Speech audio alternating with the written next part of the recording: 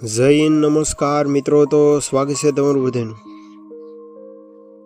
ગીર એજ્યુકેશનના આ નવા વિડીયોમાં.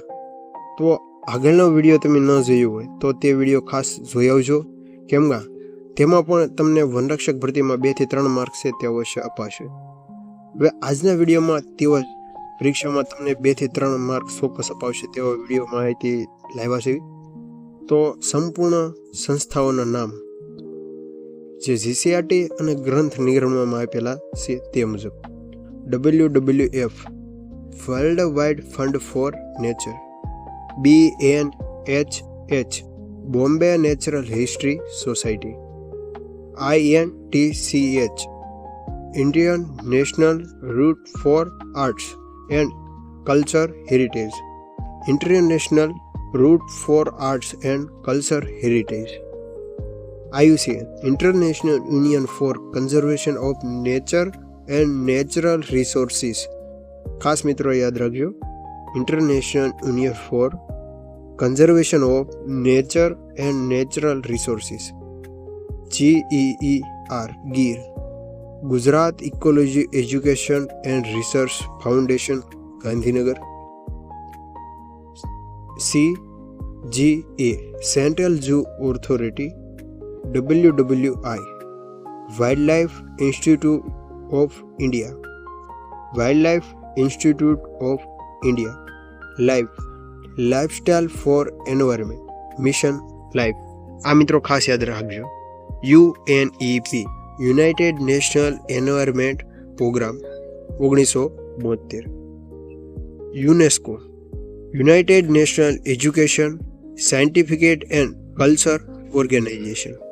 યુનેસ્કોનું પૂરું નામ united national education scientific and culture organization. ત્યાર પછી મિત્રો અલગ અલગ જે કલ્ચરો આપવામાં આવેલા છે તેના વિશે વાત કરીએ તો બાહ્યાકાર રૂપ વિદ્યા, મોર્ફોલોજી.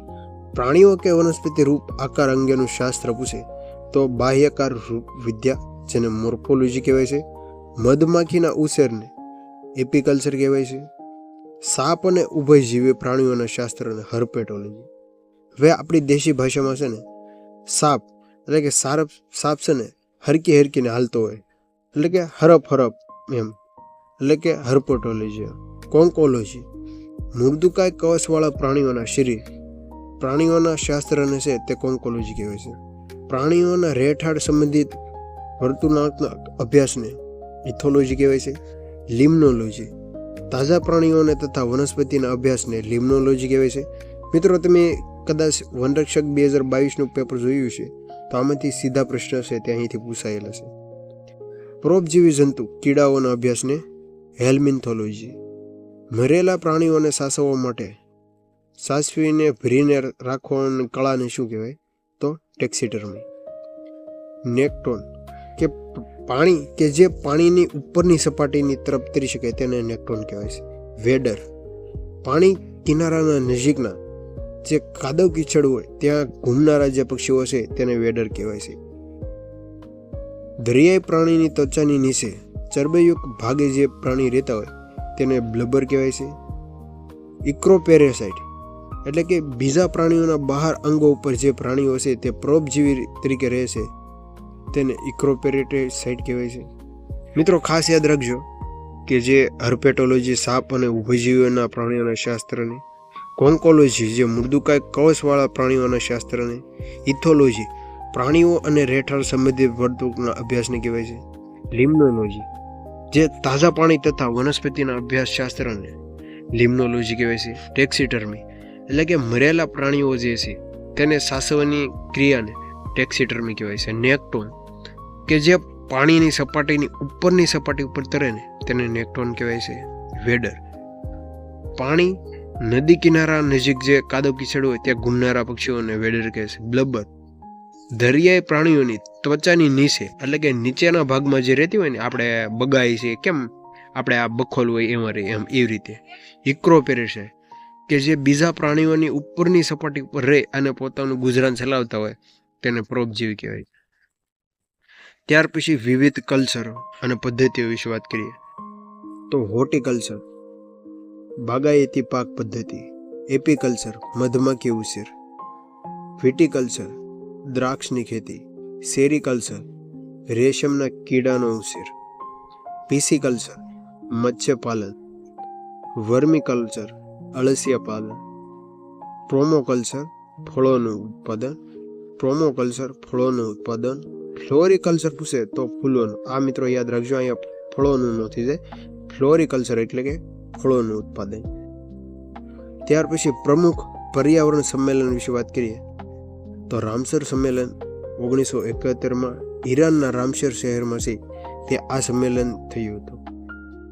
રામસર સંમેલન થયાના 20 વર્ષ બાદ વિશ્વ પૃથ્વી દિવસે તે યોજાયું હતું, જે 1992માં.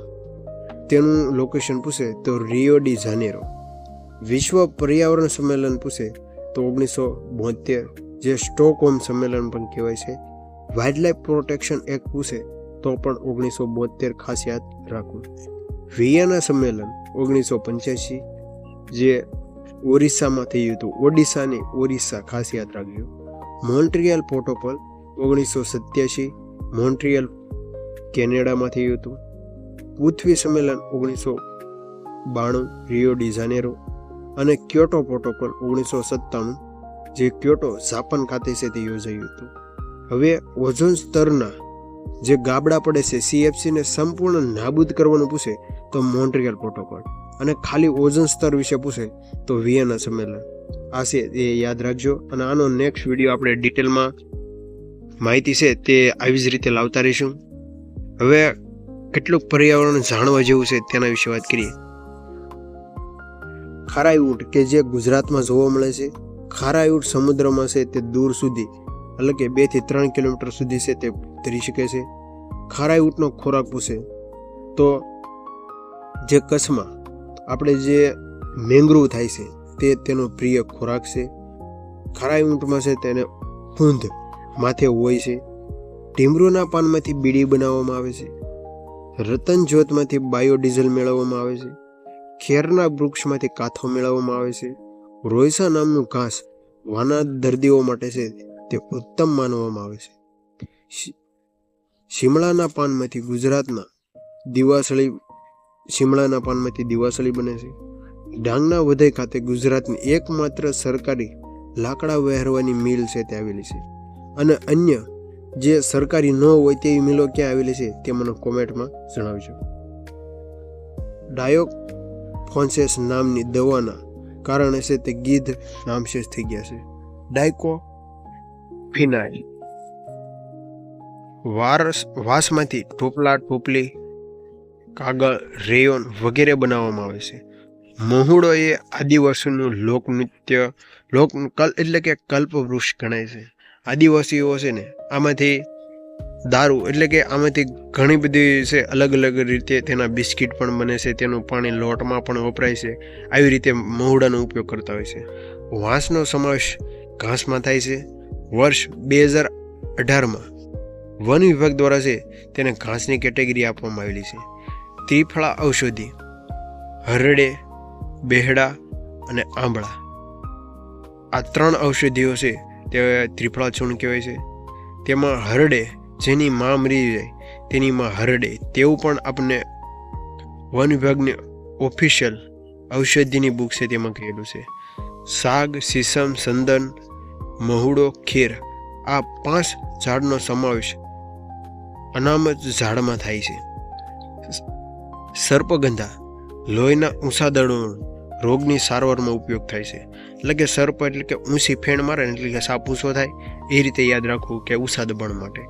લીમડો જીવાણુ પ્રતિરોધક તરીકે છે તેને વાટી અને પીવામાં આવે છે. અર્જુન સાદર હૃદયની રોગની સારવારમાં ઉપયોગ થાય છે. બીલી વાત અને કફ દોષમાં છે તે ઉપયોગી થાય છે. ત્યાર પછી ગળો, મધુપ્રેમ, તાવ તેમજ સાંધાના દુખાવામાં છે તે ઉપયોગી છે. હરડે વાળ અંગેના રોગો તેમજ કબજિયાતમાં છે તે ઉપયોગી છે. કરંજ સાંભળીના તેમજ દાંતના પેઢા રોગમાં છે તે આનો ઉપયોગ થાય છે. સુંદરવનમાંથી પ્રાપ્ત થતા સુંદરીના વૃક્ષમાંથી લાકડામાંથી છે તે ઉત્તમ પ્રકારની હોડી બનાવવામાં આવે છે. હિમાલયના ઠંડા પ્રદેશમાં થતું દેવદાર ચીડના લાકડામાંથી રમતગમતના સાધનો, શા અને દવાના પેટિંગ છે તે બનાવવામાં આવે છે. ચીડના રસમાંથી ટર્પેન્ટાઇન મેળવવામાં આવે છે. ચંદનમાંથી સુગંધિત તેલ સૌંદર્યવર્ધક બનાવવા માટે તેનો ઉપયોગ થાય છે. પરિપક્વ ચંદન છે તે 15 વર્ષે થાય છે અને સંપૂર્ણ પૂછે તો 40 વર્ષે થાય છે. જંગલો લાખ, રાળ, ગુંદર, રબર, મધ, નેતર જેવી વન્ય પેદાશોમાં છે તે પૂરી પાડે છે અને આપણને આર્થિક રીતે છે તે લાભ આપે છે. ત્યાર પછી ગુજરાતમાં એક માત્ર આવેલું કન્ઝર્વેશન રિઝર્વ સારીઢંઢ વિશે વાત કરીએ તો ભારતના વાઇલ્ડલાઇફ ઇન્સ્ટિટ્યૂટ ઓફ ઇન્ડિયા અનુસાર હાલમાં 115 કન્ઝર્વેશન રિઝર્વ છે તે આવેલા છે. આ 115 કન્ઝર્વેશન રિઝર્વમાં કુલ 55,408.75 ચોરસ કિલોમીટર વિસ્તાર છે તે ધરાવે છે. એટલે કે 55,408.75 ચોરસ કિલોમીટર ધરાવે છે. ગુજરાતનું એકમાત્ર કન્ઝર્વેશન સારીઢંઢ જેને વર્ષ 2026માં રામસર સ્થળ તરીકે પસંદ કરવામાં આવેલું છે.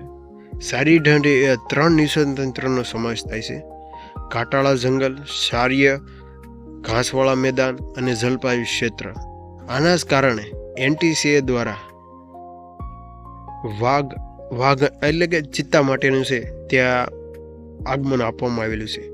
બનીનો પ્રદેશ કે જ્યાં ઘાસીયો પ્રદેશ કહેવાય છે અને સારીઢંઢ એ કચ્છના રણ નિવસનતંત્રનું મહત્વના પક્ષી તરીકે ક્ષેત્ર છે તે આવેલું છે. અહીં સુરખાબ પક્ષી તે ખૂબ જ ફ્લેમિંગો આપણું રાષ્ટ્રીય પક્ષી છે તે જોવા મળે છે. સારીઢંઢ એ આમ જોઈએ તો બંને અને ભૂમિ વચ્ચે છે તે આવેલા મોટું જળપ્લાયુ ક્ષેત્ર છે. અહીંયા મોટી સંખ્યામાં કાદવ કીચડ ખૂંદનારા પક્ષીઓ કે જેને વેડર તરીકે ઓળખવામાં આવે છે.